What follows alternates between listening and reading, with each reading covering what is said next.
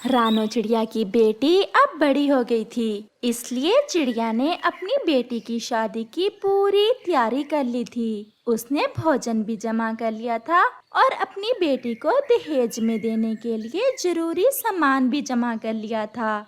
गुड़िया के पापा, अब हमारी गुड़िया की शादी में कुछ ही दिन बाकी रह गए हैं। आज जब गुड़िया आए तो उसे समझाना कि अब वो बाहर ना जाया करे और अब घर में ही रहा करे। गुड़िया मेरी बेटी है और मुझे पूरा विश्वास है अपनी बेटी पर। हमारी बेटी हमारी इज्जत का ख्याल रखेगी। वो ऐसे बातें कर ही रहे थे कि वहाँ गुड़िया भी आ जाती है। गुड़िया मेरी बेटी, अब आपकी शादी दूर नहीं है, बस कुछ ही तो दिन रहते हैं आपकी शादी में। आज के बाद आप घर से बाहर नहीं जाओगी। परंतु क्यों मम्मा, क्या मैं नदी पर पानी पीने भी ना जाऊं? मैंने ऐसा कब कहा? आप नदी पर पानी पीने जरूर जाओ, परंतु पानी पीकर सीधी घर वापस आओ। आप तो सुबह जाती हो और शाम को वापस लौटती हो। गुड़िया मेरी बेटी, हमने कभी आप पर सख्ती नहीं की, फिर क्यों नहीं मानती हो अपनी मम्मा की बात? अच्छा पापा जी, मुझे बहुत नींद आ रही है, मुझे सोने दें। ऐसे गुड़िया सो जाती है। मम्मा चिड़िया और पापा चिड़िया भी सो जाते हैं। दूसरे रोज कबूतर चिड़िया के घर आता है। चिड़िया बहन, कब है गुड़िया की शादी? कल ही तो अपनी गुड़िया की शादी है। गहने लेने गए हैं गुड़िया के पापा मेरी गुड़िया के लिए। परंतु चिड़िया बहन, आपने इतने महंगे गहने कैसे बनवा लिए? गुड़िया के पापा ने बनवाए हैं। वो कहते हैं मेरी एक ही तो बेटी है, मैं उसे गहने जरूर दूंगा। गुड़िया को दहेज में देने के लिए भोजन का बंदोबस्त तो कर लिया है ना? वो तो गुड़िया के पापा ने कई दिन पहले ही इकट्ठा कर लिया था, सब तैयारी मुकम्मल है। गुड़िया भी नदी से पानी पीकर वापस आ जाती है। गुड़िया बेटी, हम तो दिन में एक बार नदी पर पानी पीने जाते हैं, आपको प्यास बार बार क्यों लग जाती है? मम्मा, मैं एक साथ ज्यादा पानी नहीं पीती, थोड़ा थोड़ा पीती हूँ, इसलिए मुझे पानी बार बार पीना पड़ता है। चलो चिड़िया बहन, मैं भी नदी पर ही जा रहा था, चलो इकट्ठे ही चलते हैं। गुड़िया बेटा, अब घर में ही रहना, ऐसा ना हो कि मैं जाऊं और आप फिर से कहीं निकल जाओ। मैं थोड़ी देर कबूतर भैया के साथ जा रही हूँ। फिर ऐसे कबूतर और चिड़िया वहाँ से चले जाते हैं। माँ, मैं आपको कैसे बताऊं कि मैं तो अपना दिल किसी और को दे बैठी हूँ। माँ, हमने तो एक दूसरे को वचन दिया हुआ है। वो काले रंग का चिड़ा थोड़ी दूर आकर बैठ जाता है, जिसे देखकर गुड़िया तुरंत वहाँ चली जाती है। मम्मा नदी पर गई हैं कबूतर अंकल के साथ पानी पीने, वो आने ही वाली होंगी। क्या आपकी मम्मा मान गई? अगर आपकी मम्मा मान गई हैं, तो मैं करूँ बात आज अपनी मम्मा से अपनी शादी की। नहीं गुड़िया, मम्मा नहीं मान रही। मम्मा तो मेरी शादी अपनी बहन की बेटी से करना चाहती हैं। मैं इसलिए आया हूँ, कल तुम्हारी शादी है और हमारे पास समय नहीं है। अगर आप अपनी मम्मा से बात करोगी तो वो नहीं मानेंगी। तो फिर क्या करें? अगर आपकी मम्मा आपके साथ आए, फिर मेरी मम्मा मान जाएंगी।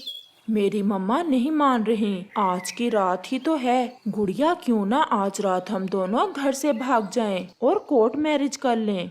क्या ये आप क्या कह रहे हैं? ठीक ही तो कह रहा हूँ। जब हमारी शादी हो जाएगी तो सब मान जाएंगे, मेरी मम्मा भी और आपकी मम्मा भी। परंतु चंदू जी, ये सब कैसे होगा? कुछ भी नहीं होगा, मैं सब संभाल लूंगा। पास वाली गुफा में कुछ दिन हम गुजारेंगे और फिर तुम देखना, आहिस्ता आहिस्ता सब मान जाएंगे। गहने ले आए आपके पापा? पापा सुबह से गए हुए हैं, बस आने ही वाले होंगे। अपने दहेज का पूरा सामान भी साथ ले लेना, हमें कुछ दिन छुप कर गुजारना होंगे, वो सामान हमारे काम आएगा। चंदू जी, मुझे तो बहुत डर लग रहा है। अब मैं चलता हूँ, रात को इसी पेड़ पर पूरे 12 बजे। ऐसा कहते हुए वो चिड़ा वहाँ से चला जाता है। जंगल में रात भी हो जाती है।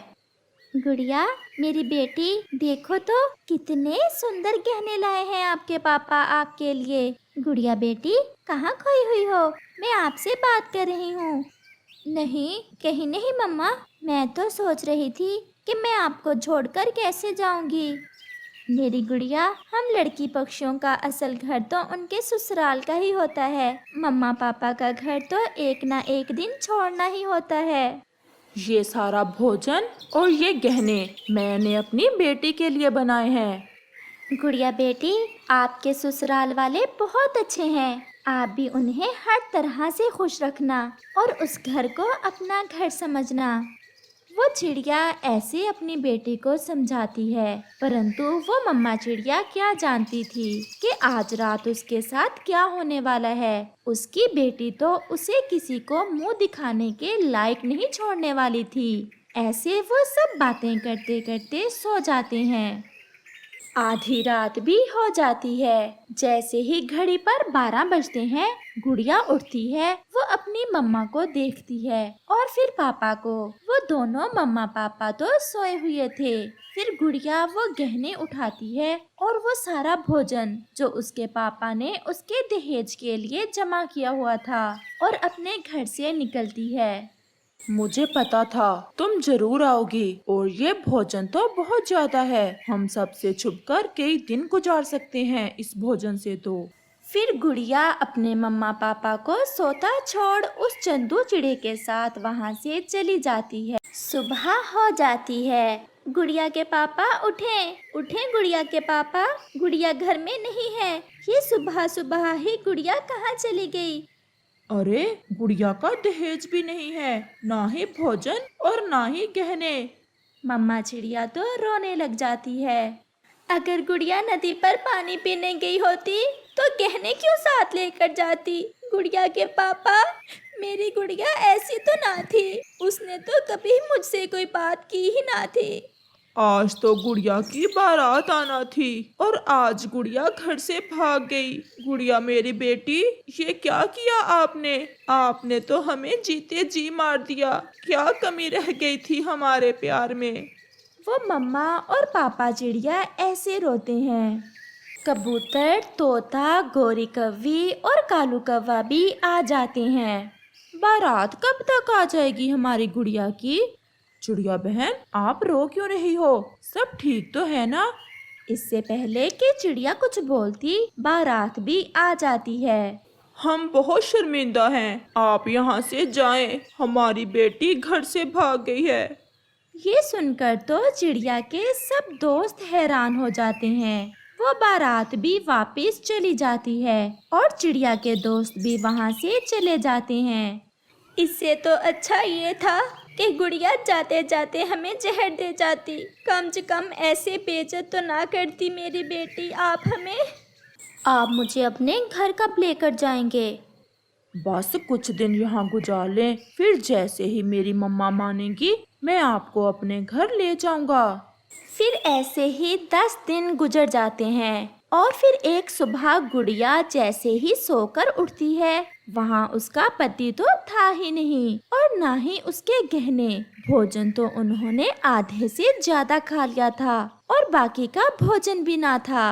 पास में एक पत्र पड़ा था। गुड़िया वो पत्र पढ़ती है।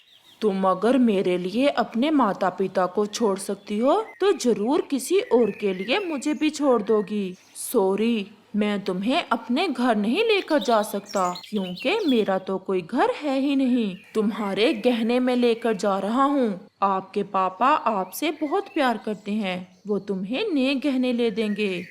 गुड़िया के आंसू से वो पत्र पूरी तरह भीग जाता है। वो खुद को मार देना चाहती थी क्योंकि वो चिड़ा तो उसके साथ बहुत बड़ा धोखा कर गया था, उसे कहीं का भी ना छोड़ा था। वो ऐसे शाम तक बैठी रोती रहती है। उसके मम्मा पापा की बातें उसके कानों में गूंज रही थीं। ना चाहते हुए भी वो वहाँ से उड़ती है। वो वापस अपने घर की तरफ उड़ती है। मम्मा, मैं भूल गई थी। मम्मा, मुझे माफ कर दें। मैंने बहुत बड़ा पाप कर दिया। आपकी इज्जत मिट्टी में मिला दी। मम्मा, मुझे माफ कर दें। पापा, मुझे माफ कर दें। वो ऐसे रोए जा रही थी और उसके मम्मा पापा तो मूर्ति बने हुए थे। वो कुछ बोल ना रहे थे। जो इज्जत गुड़िया ने अपने मम्मा और पापा की मिट्टी में मिला दी थी, वो कभी लौट कर ना आने वाली थी, चाहे गुड़िया रो रो कर समंदर भर देती।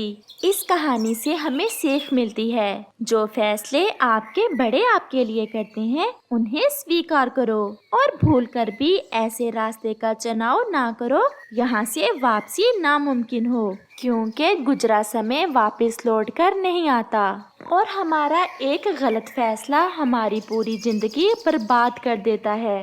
दूर किसी जंगल में कालू कौवा और गोरी कौवी रहते थे। गोरी कौवी बहुत चालाक थी। उसे अपने घोंसले की तो कोई फिक्र नहीं थी, बस हर समय घूमने फिरने में ध्यान रखती या लड़ाई फसाद में खुश रहती। उसका पति कालू कौवा जब शाम को घर लौटता तो आराम से सो रही होती। गोरी, कभी तो मेरे आने पर जाग जाया करो, कभी मेरे लिए कुछ खाने को ही रख लिया करो, या मेरे साथ कभी भोजन की तलाश में चली जाया करो। कालू, क्या मुसीबत है? इतनी अच्छी नींद आई हुई थी, क्यों कांका लगा दिया कर? मेरी आज सेहत भी ठीक नहीं है, चुप करके सो जाओ, अब कुछ बात ना करना। और कालू कौवा चुप करके सो जाता है। अगले दिन जब कालू की आंख खुलती है तो गोरी उदास बैठी हुई थी और घोंसले में 2 अंडे भी मौजूद थे। कालू तो अंडों को देखकर बहुत खुश होता है, लेकिन गोरी के मुंह पर 12 बजे हुए थे। गोरी, ये हमारे अंडे हैं। आज तो बहुत अच्छा दिन है हमारे लिए। मुझे कब से इस दिन का इंतजार था। गोरी, हमारे बच्चे कितने सुंदर होंगे। मेरी आंखों के सामने तो अभी से उनके चेहरे आ रहे हैं। वो मुझे पापा कहा करेंगे और तुम्हें मामा। हमारे घोंसले में कितनी रौनक लग जाएगी।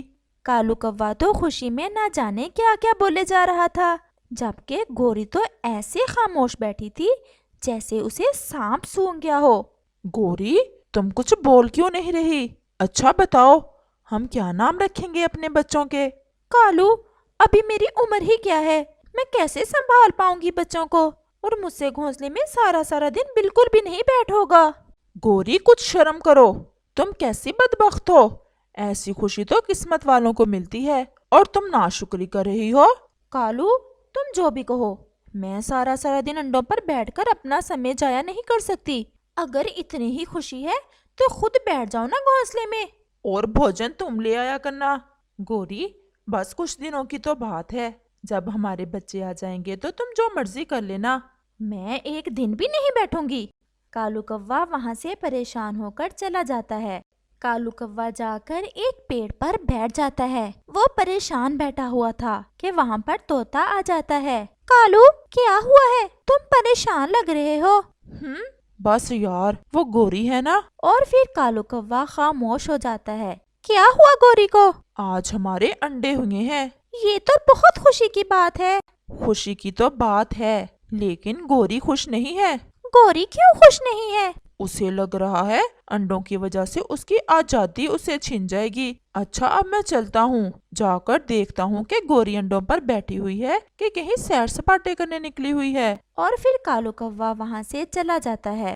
और जब कालू कौवा घर पहुँचता है तो गोरी घोंसले में ही थी और साथ में बहुत खुश भी दिखाई दे रही थी। कालू, मेरे सुंदर पति, तुम आ गए। कालू कौवा गोरी का इतना अच्छा मूड देखकर बहुत हैरान हो जाता है। गोरी, शुक्र है तुम खुश तो हुई। लगता है तुम्हें एहसास हो गया है अपनी गलती का। कालू, मेरे जहन में ना एक बहुत अच्छा आइडिया आया है। अब क्या नया आइडिया आया है तुम्हारे जहन में? हम ना अपने अंडे किसी और पक्षी के घोंसले में रख देते हैं, और जब हमारे बच्चे निकल आएंगे तो हम अपने बच्चों को ले आएंगे। तुम्हारा दिमाग तो खराब नहीं हो गया?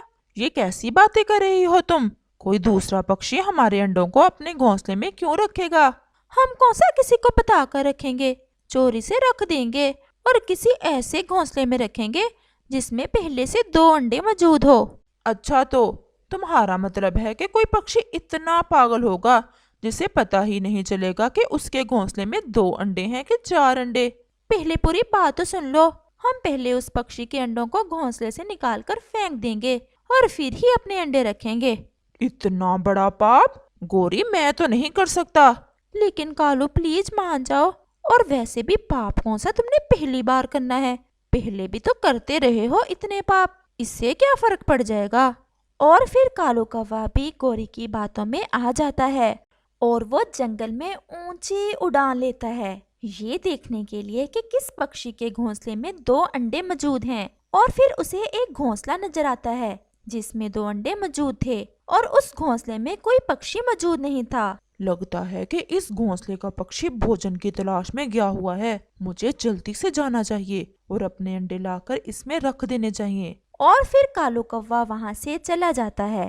गोरी जल्दी करो, मैं एक घोंसला देखकर आया हूँ, उसमें 2 अंडे मौजूद हैं और उसमें कोई पक्षी भी मौजूद नहीं है, हम जल्दी से अपने अंडे उसमें रख देते हैं। और फिर वो जल्दी से अंडे उठाकर चले जाते हैं। वो दोनों वहाँ जाकर अपने अंडे उस घोंसले में रख देते हैं और फिर उस घोंसले में पहले से मौजूद अंडे उठाकर दूर फेंकने के लिए चले जाते हैं और दूर जाकर उन्हें फेंक देते हैं। गोरी वैसे मुझे कुछ ठीक नहीं लग रहा, हमने किसी के अंडे फेंककर अपने अंडे उस घोंसले में रखकर अच्छा नहीं किया, कहीं हमें इस बात की कोई बड़ी सजा न मिल जाए। कालू एक तो तुम वहम बहुत करते हो, कुछ भी नहीं होगा, चलो हम जाकर देखें तो सही कि वो घोंसला है किस पक्षी का। और फिर वो दोनों वहाँ से चले जाते हैं। दूसरी तरफ वो घोंसला जिसमें कालू और गोरी ने अपने अंडे रखे थे वो एक चिड़िया का था।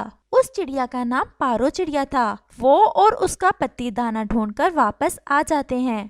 पारो अब तुम ज्यादा से ज्यादा घोंसले में रहा करो, कल से मैं अकेला ही दाने की तलाश में जाया करूँगा, तुम बस अंडों का ध्यान रखना। मुझे तो बहुत बेसब्री से इंतजार है कि कब हमारे अंडे फूटेंगे और हमारे नन्हे नन्हे बच्चे बाहर आएंगे, हमारे घोंसले में कितनी रौनक लग जाएगी। कालू कौवा और गोरी कौवी भी थोड़ा दूर बैठे उनकी बातें सुन रहे थे और फिर शाम हो जाती है। कालू कौवा और गोरी कौवी अपने घोंसले में वापस चले जाते हैं। ऐसे ही दिन और रात गुजरते गए। कालू कौवा भी हर रोज अपने अंडों को देखने चला जाता कि उनमें से बच्चे निकले हैं या नहीं, जबकि गोरी कौवी अपनी मौज मस्तियों में फिरती रहती। और फिर एक दिन वो अंडे फूट जाते हैं। उनमें से निकलने वाले बच्चों को देखकर पारो चिड़िया की तो चीखें निकल जाती हैं। ये कौवे के बच्चे मेरे अंडों से कैसे निकल आए? पारो चिड़िया का पति भी दाना लेकर आ जाता है। पारो ये क्या है, कौवे के बच्चे, हमारे अंडे कहाँ हैं? ये हमारे अंडों से ही निकले हैं। ऐसे कैसे हो सकता है, हमारे अंडों से कौवे के बच्चे कैसे निकल सकते हैं? कालू कौवा भी ये सब देख रहा था। कालू कौवा तो अपने छोटे कौवों को देखकर बहुत खुश हो जाता है। वो जल्दी से गोरी के पास जाता है उसे बताने के लिए कि उनके अंडे फूट गए थे। पारो चिड़िया और उसके पति की आवाजें सुनकर वहाँ रानो चिड़िया और तोता भी आ जाते हैं। वो दोनों भी बहुत हैरान होते हैं कि चिड़िया के अंडों से कौवे कैसे निकल आए। और फिर तोते के दिमाग में अचानक से कालू कौवे की बात आती है और तोता सारी बात समझ जाता है। पारो मुझे तो ये किसी कौवे की शरारत लगती है, कोई ये सब कैसे कर सकता है? पारो अब तुम हौसला करो, सच सामने जरूर आकर रहेगा। अभी वो बातें कर ही रहे थे कि कालू कौवा और गोरी भी आ जाते हैं। हाय हाय, तुम्हारे घोंसले में कौवे के बच्चे, ये तो बहुत बुरा हुआ तुम्हारे साथ। अगर तुम्हें ये अच्छे नहीं लग रहे तो हमें दे दो, हम तो हैं भी कौवे, हम पालेंगे इन बच्चों को। अंडे तो संभाल ना सकी, वो तो तुम पारो के घोंसले में रखी, बच्चे क्या खाक पालोगी? तोते भैया ये आप क्या कह रहे हैं? रानो मुझे पूरा विश्वास है कि ये हरकत इन दोनों की है। क्यों बे कालू, तुम उस दिन परेशान नहीं थे जिस दिन गोरी ने अंडे दिए थे कि गोरी अंडों पर बैठना नहीं चाहती, और फिर तुमने ये उपाय ढूंढा कि इस मासूम चिड़िया के अंडे फेंककर अपने अंडे इस घोंसले में रख दिए। कालू कौवा तो शर्म का मारा अपनी नजरें ही ऊपर नहीं कर पा रहा था। कालू ये तुमने हमारे साथ अच्छा नहीं किया, वो हमारे पहले अंडे थे और हम बहुत बेचैन थे अपने अंडों से बच्चों के बाहर आने के लिए। हम तो हर लम्हा गिन गिन कर गुजार रहे थे। पारो तुम इनके बच्चे इन्हें दे दो, इन्हें इनके पाप की सजा जरूर मिलेगी। नहीं, मैं ये बच्चे इन्हें नहीं दूंगी। मैंने इतने समय इंतजार किया है इन अंडों से बच्चों के बाहर आने का। मैं लम्हा लम्हा तड़पती रही हूँ अपने बच्चों को देखने के लिए। मैं कैसे इन्हें ये बच्चे दे दूँ? गोरी तुम क्या जानो कि माँ की ममता क्या होती है? मैं अब इन बच्चों के बगैर नहीं जी सकती। तुम दोनों यहाँ से चले जाओ, वरना मुझसे बुरा कोई नहीं होगा। चलो गौरी चलें। मैं अपने बच्चों को लिए बगैर नहीं जाऊंगी। कौन से तुम्हारे बच्चे? चुप करके चलो यहाँ से, मैं जा रहा हूँ। और कालू कौवा वहां से चला जाता है और गोरी कौवे भी उसके पीछे चली जाती है। और फिर उसके बाद पारो चिड़िया कौवे के बच्चों को अपने बच्चों की तरह पालती है और वो बच्चे भी पारो को अपनी माँ ही समझते हैं।